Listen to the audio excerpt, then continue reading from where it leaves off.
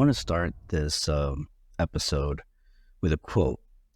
It's a very famous quote from Henry II of England, preceding the death of Thomas Becket, the Archbishop of Canterbury in 1170. And it's not exactly how the quote is said because historians can't really figure it out, but it says something along the lines of, "Will no one rid me of this turbulent priest?" And some people call it a troublesome priest or meddlesome priest. The reason why I'm bringing that quote up is because on July 13, 2024, there was an assassination attempt on the former President Trump during a rally for the 2024 election. And I'm going to try my very best not bringing up the name Trump. And the reason why that's so important is because regardless of your position, whether you support him or whether you don't support him, it's irrelevant because it is a political figure on a political side. And there was an assassination attempt. He is the leader of that group. And there was an assassination attempt. That's a huge deal in a democratic society. And when I say the word democratic society, please understand, because this is one thing that infuriates me as a government civics educator, and that is when people, the argument that you see online and on the news about, this democracy, they really don't mean the democracy. Democracy is a very umbrella term. There's indirect democracy and direct democracy. So I'm not playing semantics here. I am very well aware the United States is a republic, an indirect democracy. However, if people want to say democracy, that's fine. This is not the episode for that. We're talking about the situation that occurred on July 13th. And the fury that built up inside when this happened is the fact that how it was covered, how it was led up to this. Because if we don't understand the how and the why, the what will continue, what will happen, what is going on, what is continually happening. Because the pendulum swings when it comes to politics. And we do not want to live in a society where we become a banana republic of, one side is going to try to assassinate, whether physically or metaphorically, the other side. I condone violence. And the reason for this entire podcast, the existence, is to create a critical thinking society, to create an idea where people can disagree and argue, but still maintain a common goal of a critical thinking society that we want better, not just for ourselves, for others. And it's a shame that it's come to this. So when this happened, the headlines was the first thing. I noticed almost immediately that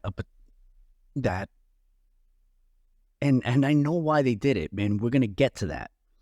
But the headlines originally wrote things along the lines of Trump stops rally due to loud noise or loud noises.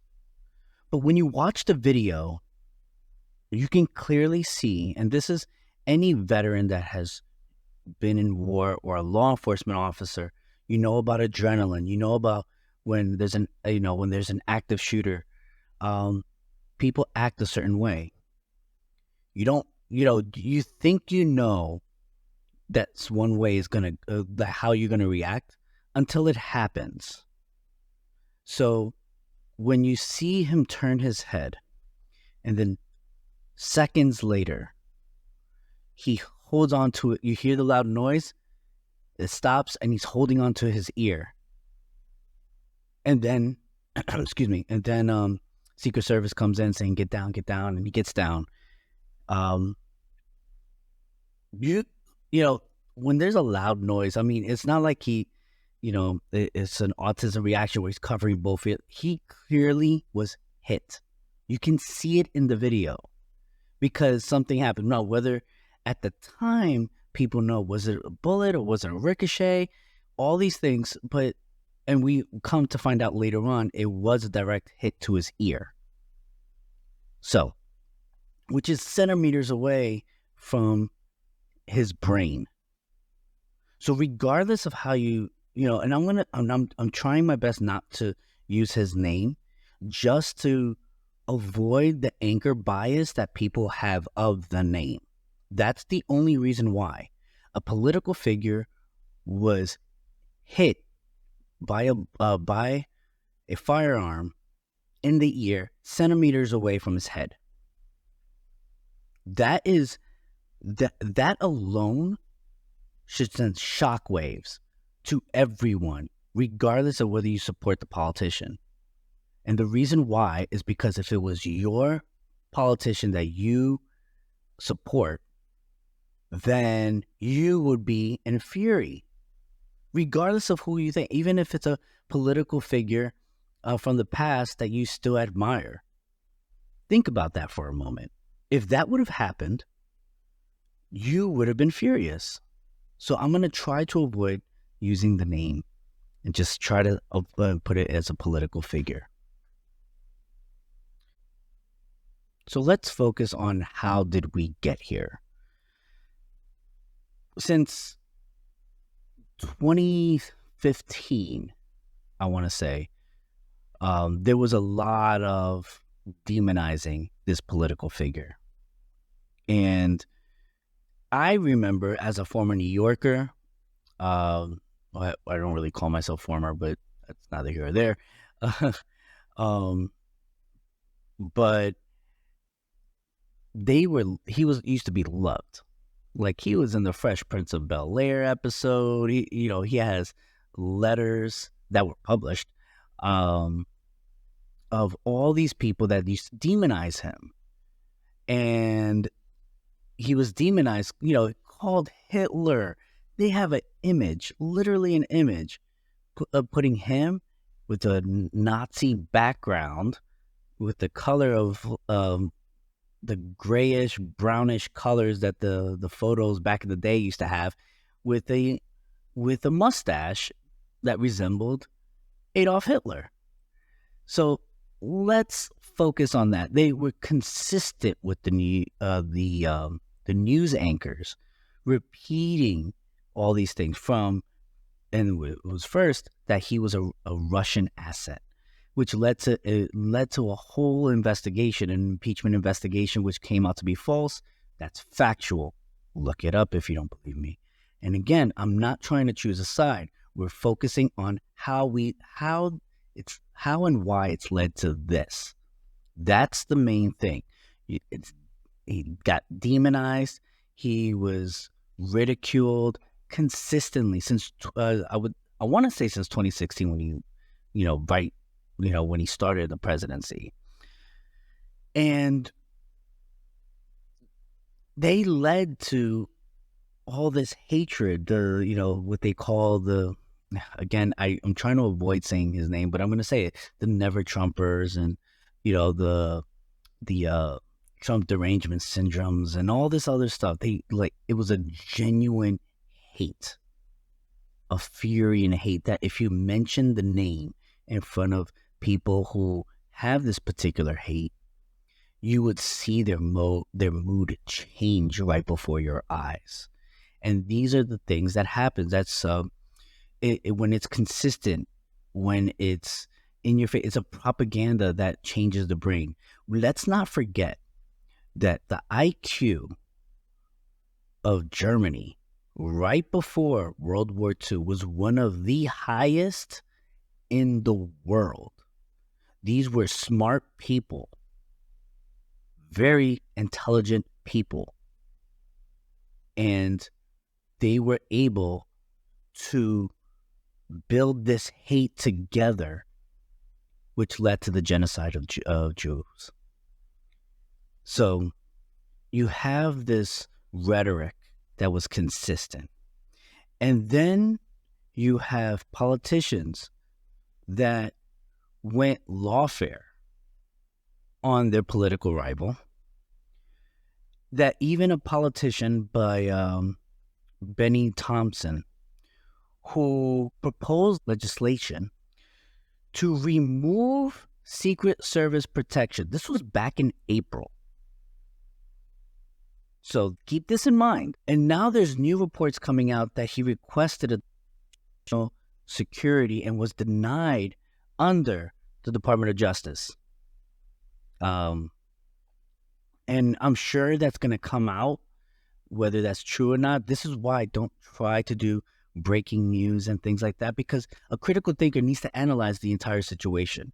But the situation when it comes to this is that there is reports that they try to limit his security detail. He requested more and was denied. So we have the rhetoric, and we have a Department of Justice that is not willing to go beyond and protect their political rival. It may sound like small, but you have to think, this propagandizing of a particular political person, and you use rhetoric that is emotionally driven by anecdotal or selective evidence and logic, you are preparing a relatively large group of society to believe a certain thing, which may not be true. Because if you look at the presidency from 2016 to 2020, it wasn't as if he did the things that they accused him of doing. Meanwhile, what he was accused of was done to him. And I'm not going to get into the details. We can talk about that in another episode. And if you really want to dive into that, just leave a comment below. And if there was enough people, I can go full on discussing that. And that will probably be like over an hour episode going into the details. But in any case, so when you have those things, and you are telling the world that this person is Hitler, this person is evil, this person wants to destroy society. Oh, and by the way, we're going to limit his security and try to remove it. This goes back, it's a full circle. Now it goes back to that quote that I mentioned from Henry II of England. Will no one rid me of this turbulent priest? And now there's the report that they identified the shooter as a 20-year-old. Now, especially males in their 20s and teenagers, they have a call to adventure and feel like that. That's why, there's young men, usually it's young men that go into military or go on backpacking and begin traveling or doing dangerous jobs or hobbies around that age, is because of that call to adventure. This was a call to adventure. I need to rid this priest. And when you look at the footages that keep coming in the interviews, there was an interview from BBC, I think it was like an hour after the incident, where someone was pointing out that they saw the individual on the roof, the shooter, on the roof of a building, and he was calling law enforcement, trying to bring law enforcement and to the Secret Service attention to that individual. And nothing happened until he opened fire. Secret Service did an amazing job protecting I'm trying to avoid the name, so I'm just going to say political figure, but it's still a failure of security. And that's how law enforcement looks at it. As someone in former law enforcement, that's what we do. How could we avoid this from happening again? And this was a failure in law enforcement because it should not have happened to begin with. And if they were aware of this individual that was on the roof and did nothing, that's a problem. That's either somebody not wanting to do their job, and this is why conspiracy theorists think the way they do. Because it can't be incompetence. But as someone, again, in former law enforcement, you'll be surprised. It can be. So, where is this going to lead? The last attempted assassination was in 1981, Ronald Reagan. And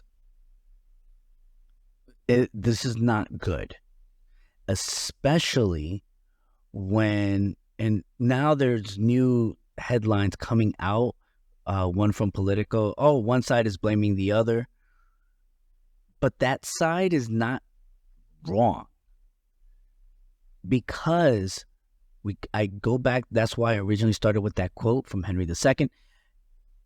You demonize someone to oblivion, and you try to use lawfare to show support of your rhetoric. And then when the person looks like they're going to get away with it, what you accuse them of, then surprise, surprise, some lunatic decides to act. This is a problem. It needs to stop. Otherwise, escalation will occur. Because that's how history is done. I believe all civil wars have come down to individuals in society stating they never thought it would happen or didn't see it coming. Except historians clearly know, because it's not like they have a crystal ball in front of them. It's the cause and effect throughout history. We were, and I believe it was Vivek Ramaswamy, that something along the lines of, we were centimeters away from, I think he said something along the chaos or something. I don't have the quote in front of me. But he's not wrong. We were centimeters away from some serious societal problems. Centimeters.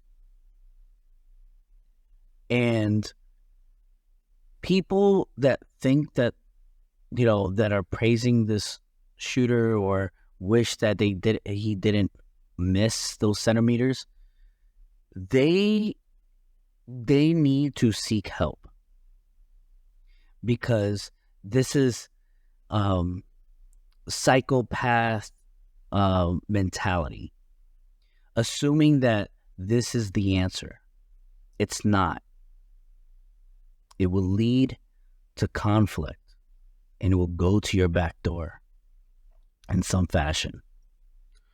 It happens to society. The normalcy bias and the anchor bias between what can never happen, what you assume can never happen, and the anchor bias. That's why I try to avoid using the name, because it is not about that individual. It's about a political figure that you may or may not support, because the pendulum can swing, and you do not want that.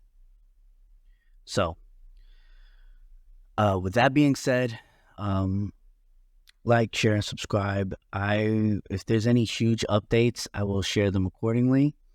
I have a recording that I need to upload with it as my first interview with a former, he was a refugee from Uganda during the 90s, and how he has tried to cope with the trauma, as well as seeing what he can do for his country. And the conflict resonates a lot with what we see going on today, both in the Middle East and in Ukraine. So, with a religious aspect to it, which I'm not going to spoil anything. But if you have any idea of what happened in countries in Africa, especially in the 90s, then you know. If you don't know, well, you'll be educated on that episode. I will update that and hopefully have it uploaded later this week. So subscribe to get that. I just haven't had the opportunity because I've been focused on work. As some of you know, I'm an educator, administrator, and I am preparing for the new school year for my students. So this is a busy time for me for the year. So it's kind of hard, but subscribe, stay tuned, and I promise it won't be. These episodes of doom and gloom is very rare for me. I only have a handful of them, despite the negativity we see all around our world. But this is supposed to be educational. This is supposed to be a podcast for critical thinking, where in our group you can disagree, and that's okay. We challenge each other's thoughts and ideas, and we try to remain cordial. So be respectful to each other in the comments. I know some of my videos, the comments got a little crazy, with arguments back and forth. I try to keep it civil as much as possible. And if you can do that, that's great. And we'll see you guys in the next one.